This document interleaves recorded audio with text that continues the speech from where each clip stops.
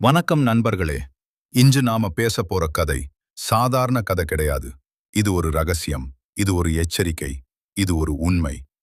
நம்ம வாழ்க்கையில எல்லாரும் சந்திக்கிற ஒரு விஷயத்தை பற்றி, ஆனா யாரும் அதை ஓப்பனா பேச மாட்டாங்க. அது என்னன்னா அகங்காரம். ஒரு மனிதன் உயர்ந்தவனாக மாறுறப்போ அவன் மனசுல வர ஆரம்பிக்கிற முதல் விஷயம் என்ன? நான் தான் பெரியவன். அந்த ஒரு எண்ணம் அவன் வாழ்க்கையையே மாற்றிவிடும். இந்த உலகத்துல படைத்தவன் கூட இந்த தவறை செய்திருக்கான்.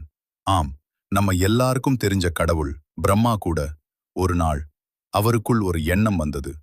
நான் தான் எல்லாத்துக்கும் காரணம். அந்த ஒரு எண்ணம் பிரபஞ்சத்தையே அதிர வைத்தது. ஆனா இந்த உலகத்துல ஒரு விதி இருக்கு. யாராவது தர்மத்தை மீறினா, யாராவது தங்களையே உயர்த்தி உண்மையை மறந்தா, அதை சரிசெய்ய ஒரு சக்தி எப்போதும் எழும்.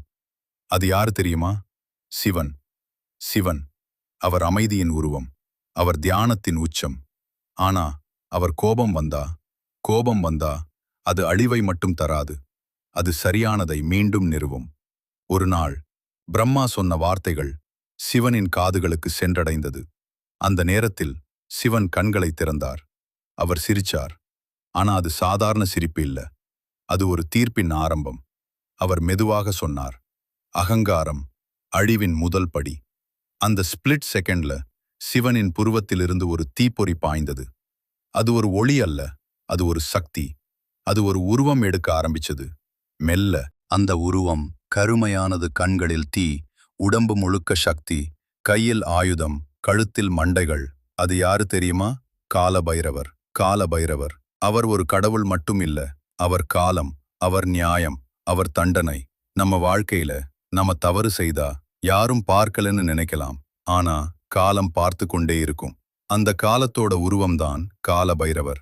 இந்த கதை ஒரு கடவுளின் கதை மட்டும் இல்ல. இது நம்ம வாழ்க்கைக்கான ஒரு மிரர். இது நம்ம மனசுக்குள்ள இருக்கும் அகங்காரத்தோட போராட்டம். இப்போ இந்த இன்ட்ரோல நம்ம பார்த்தது ஒரு ஆரம்பம் மட்டும்தான். இன்னும் என்ன நடந்தது? ஏன் காலபைரவர் உருவானார்? பிரம்மாவுக்கு என்ன ஆனது? அந்த அவதாரத்தின் உண்மையான அர்த்தம் என்ன? பிரபஞ்சம், அதுக்கு ஒரு ஆரம்பம் இருக்கு. ஆனா அது எப்படி ஆரம்பிச்சது? அந்த ரகசியத்தை தெரிஞ்ச சிலர்ல ஒருவன் பிரம்மா. அவர்தான் படைப்பின் கடவுள்.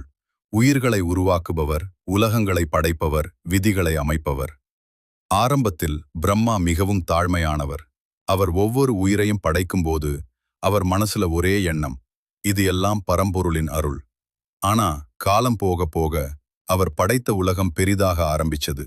தேவர்கள், மனிதர்கள், யட்சர்கள், கந்தர்வர்கள் எல்லாரும் பிரம்மாவையே பார்த்து நின்றார்கள். பிரம்மா தான் கிரியேட்டர். அவர் இல்லாம எதுவும் இல்ல. அவரே பெரியவன். இந்த வார்த்தைகள் மெல்ல மெல்ல அவருடைய மனசுக்குள்ள ஊற ஆரம்பிச்சது. முதல்ல அவர் அதை கவனிக்கல. ஆனா ஒரு நாள் அவர் தன்னோட ரிஃப்ளெக்ஷன் பார்த்தார். அவருக்கு இருந்தது 5 தலைகள்.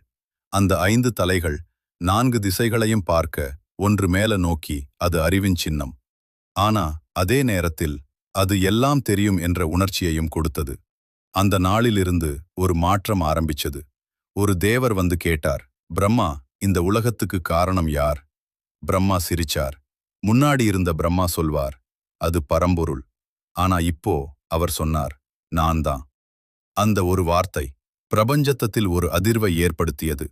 மெல்ல அவர் தன்னையே உயர்த்த ஆரம்பிச்சார். அவர் சொன்னார், நான் இல்லை என்றால் இந்த உலகமே இருக்காது. இது கேட்டு சில தேவர்கள் குழப்பமடைந்தார்கள். ஒரு முனிவர் மெதுவாக கேட்டார், அப்போ சிவன்? பிரம்மா முகம் மாறியது.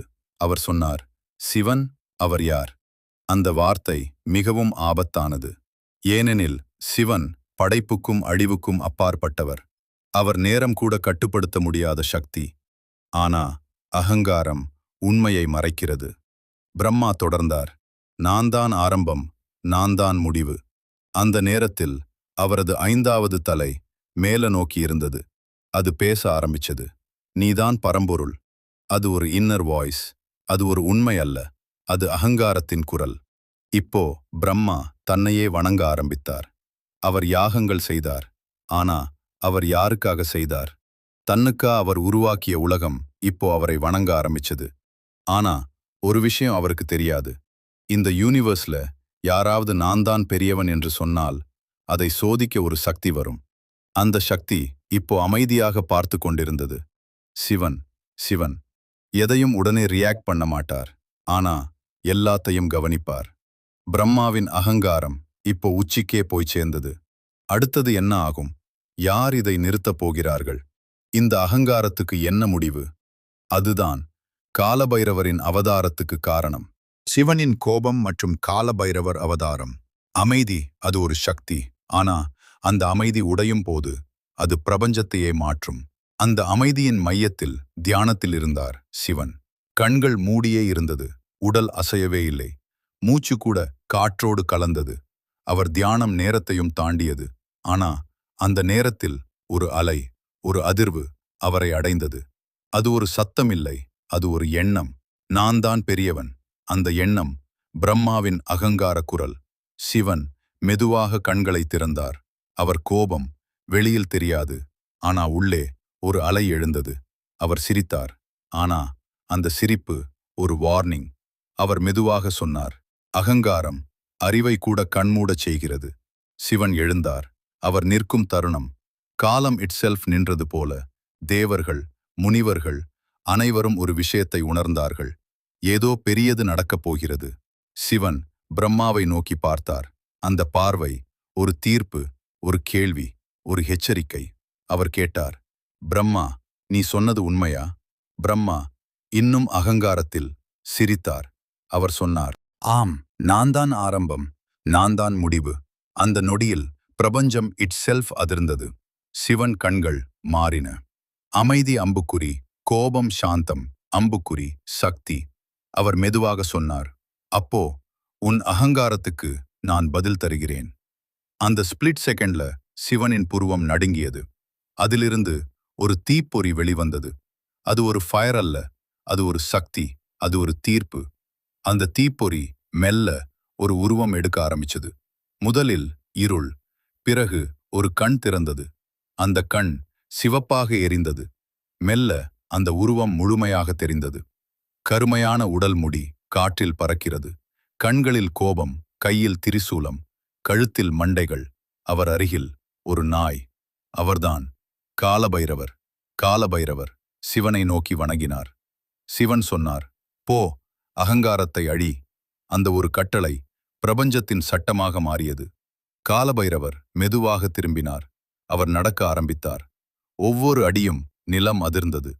தேவர்கள் பயந்தார்கள். முனிவர்கள் மௌனமாக நின்றார்கள். ஏனெனில் அவர்கள் பார்த்தது ஒரு கடவுள் அல்ல, ஒரு தண்டனை. பிரம்மா இன்னும் சிரித்துக் கொண்டிருந்தார். அவர் நினைத்தார், என்னால் யாரும் எதுவும் செய்ய முடியாது. ஆனானா காலபைரவர் அவரை அடைந்து விட்டார். அந்த தருணம் நேரம் இட்செல்ஃப் மெதுவானது. இரண்டு சக்திகள் முன்னால் நின்றது. அகங்காரம் நீதியின் உருவம். அடுத்த நொடியில் வரலாறு மாறப்போகிறது. பிரம்மாவின் தலை விழும் தருணம். அந்த தருணம் நேரம் இட்செல்ஃப் நின்றது போல இருந்தது. காலம் மெதுவானது. காற்று நின்றது. தேவர்கள் சுவாசிக்க கூட மறந்தார்கள். ஒரு பக்கம் பிரம்மா அகங்காரத்தில் நின்றார். மற்றொரு பக்கம் காலபைரவர் நீதியின் உருவமாக நின்றார். காலபைரவர் ஒரு வார்த்தையும் பேசவில்லை. அவர் கண்கள் மட்டும் பிரம்மாவை நேராக பார்த்தது. அந்த பார்வை ஒரு தீர்ப்பு, ஒரு முடிவு. பிரம்மா சிரித்தார். அவர் சொன்னார், நீ யார்? என்னை சோதிக்க வருகிறாயா? காலபைரவர் மெதுவாக நடந்தார். ஒவ்வொரு அடியும் பிரபஞ்சத்தில் ஓசை எழுப்பியது. அவர் நின்றார். பிரம்மாவுக்கு மிக அருகில். அவர் மெதுவாக சொன்னார், அகங்காரம் அறிவை அழிக்கும். பிரம்மா கோபமடைந்தார். அவர் 5 தலைகளும் ஒரே நேரத்தில் பேச ஆரம்பிச்சது. நான் கிரியேட்டர், நான் சூப்பீம், நான் எல்லாம். அந்த குரல்கள் உண்மையை மறைத்தது. அந்த நொடியில் காலபைரவர் முடிவு செய்தார். அவர் தனது கையை உயர்த்தினார். ஆனா அவர் ஆயுதம் பயன்படுத்தவில்லை. அவர் தனது நகம் மட்டும் பயன்படுத்தினார். ஒரே ஒரு நொடியில் பிரம்மாவின் ஒரு தலை துண்டிக்கப்பட்டது. அந்த தலை கீழே விழுந்தது. தட்! அந்த ஒலி பிரபஞ்சத்தையே அதிர வைத்தது. தேவர்கள் அதிர்ச்சியில் உறைந்தார்கள். முனிவர்கள் மௌனமாக கண்ணீர் விட்டார்கள். ஏனெனில் இது ஒரு சாதாரண சம்பவம் இல்லை. ஒரு கடவுளின் அகங்காரம் ஒரு கணத்தில் உடைந்தது. பிரம்மா இப்போது 4 தலைகளுடன் நின்றார். அவருடைய கண்கள் உண்மையை உணர ஆரம்பிச்சது. அவர் மெதுவாக சொன்னார், நான் தவறு செய்துவிட்டேன். அந்த ஒரு நொடியில் அகங்காரம் மறைந்தது, உண்மை திரும்பியது. ஆனா நடந்தது நடந்தே போச்சு. காலபைரவர் அந்த விழுந்த தலையை எடுத்தார். ஆனா அது சாதாரணமாக கீழே இருக்கவில்லை. அது அவரது கையில் ஒட்டிக்கொண்டது. அது ஒரு சின்னம், பாவம். ஏனெனில் பிரம்மாவை காயப்படுத்துவது ஒரு மிகப்பெரிய பாவம். பிரம்மஹத்தி தோஷம். அந்த பாவம் ஒரு உருவம் எடுத்தது. ஒரு பெண் உருவம், கருமையானது, கண்களில் வவலி, குரலில் கோபம். அவள் காலபைரவரை நோக்கி வந்தாள். அவள் சொன்னாள், நீ ஒரு பிரம்மணனை காயப்படுத்தினாய், நான் உன்னை விடமாட்டேன். அவள் காலபைரவரை பின்தொடர ஆரம்பித்தாள். இதுதான் பிரம்மஹத்தி தோஷம். காலபைரவர் அதை உணர்ந்தார். அவர் கோபத்தில் இல்லை, அவர் அமைதியாக இருந்தார். ஏனெனில் அவர் செய்தது தர்மத்திற்காக. ஆனா விதி எல்லாருக்கும் சமம். காலபைரவர் அந்த பிரம்மாவின் தலையை ஒரு பிச்சை பாத்திரம் போல எடுத்துக்கொண்டார். அவர் நடந்தார். ஒரு கடவுள் பிச்சை எடுக்க ஆரம்பித்தார். தேவர்கள் பார்த்தார்கள். அவர்கள் புரிந்து கொண்டார்கள். இது பனிஷ்மெண்ட் இல்லை, இது ஒரு லெசன். தவறு செய்தவருக்கும் தண்டனை இருக்கு, தண்டனை கொடுத்தவருக்கும் விதி இருக்கு. காலபைரவர் இப்போது ஒரு பயணத்தில். அவர் எங்கே போகிறார்? இந்த தோஷம் எப்போது முடியும்? அந்த தலையை எப்போது விடுவார்? பிச்சை பயணம் மற்றும் காசி விடுதலை. ஒரு கடவுள் பிச்சை எடுக்கிறார். இது ஒரு காட்சி மட்டும் இல்ல, இது ஒரு அர்த்தம். காலபைரவர் இப்போது ஒரு யோகி போல, ஒரு சந்நியாசி போல உலகம் முழுக்க நடக்க ஆரம்பித்தார். அவருடைய கையில் பிரம்மாவின் தலை, அது ஒரு கபாலம், ஒரு பிச்சை பாத்திரம். அவர் ஒவ்வொரு இடத்துக்கும் சென்றார். தேவர்கள் இருக்கும் லோகங்களுக்கு, மனிதர்கள் இருக்கும் பூமிக்கு, முனிவர்கள் இருக்கும் காடுகளுக்கு. எல்லா இடத்திலும் அவர் ஒரே விஷயம் செய்தார், பிச்சை கேட்பது. பிக்ஷாம் தேஹிஹி. ஆனா எவ்வளவு பிச்சை எடுத்தாலும் அந்த கபாலம் நிரம்பவில்லை. அது எப்போதும் காலியாகவே இருந்தது. இது என்ன அர்த்தம் தெரியுமா? உலக ஆசைகள் எப்போதும் நிரம்பாது. அந்த நேரத்தில் பிரம்மஹத்தி தோஷம், அந்த பெண் உருவம் அவர் பின்னாலேயே வந்தாள். அவள் சிரித்தாள், நீ எங்க போனாலும் நான் உன்னோடுதான். காலபைரவர் எதுவும் பேசவில்லை. அவர் நடந்தார். மலைகள், ஆறுகள், காடுகள் அவர் கடந்து சென்றார். பல ஆண்டுகள் அவர் அலைந்தார். தேவர்கள் அவரை பார்த்து வருந்தினர். ஒரு நாள் ஒரு முனிவர் கேட்டார், பிரபோ, இது எப்போது முடியும்? காலபைரவர் மெதுவாக சொன்னார், தர்மமம்தான் முடிவை தீர்மானிக்கும். அந்த பயணம் அவரை ஒரு புனித நிலைக்கு கொண்டு சென்றது. காசி. காசி இது ஒரு நகரம் மட்டுமில்ல, இது மோட்சத்தின் வாசல். இங்கே காலமும் வேற மாதிரி ஓடும். காலபைரவர் அந்த நிலத்தில் காலடி வைத்தார். அந்த நொடியில் அவரது கையில் இருந்த கபாலம் கீழே விழுந்தது. டக்! அந்த பெண்ணுருவம், பிரம்மஹத்தி தோஷம் மறைந்தது. அந்த நொடியில் காலபைரவர் விடுதலை அடைந்தார். அவர் மீண்டும் தனது முழு சக்தியுடன் நின்றார். தேவர்கள் மகிழ்ந்தார்கள், முனிவர்கள் வணங்கினார்கள். அந்த இடம் கபாலமோசனம் என்று அழைக்கப்பட்டது, பாவம் விடுபடும் இடம்.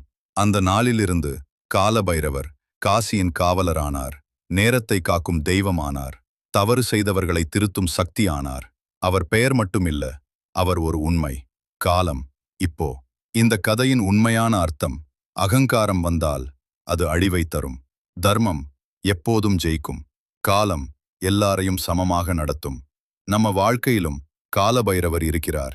நம்ம செயல்களில், நம்ம முடிவுகளில், நம்ம நேரத்தில். அவரை பயப்பட வேண்டாம், அவரை புரிந்து கொள்ள வேண்டும். இதுதான் மக்களே காலபைரவர் அவதாரத்தின் முழு கதை.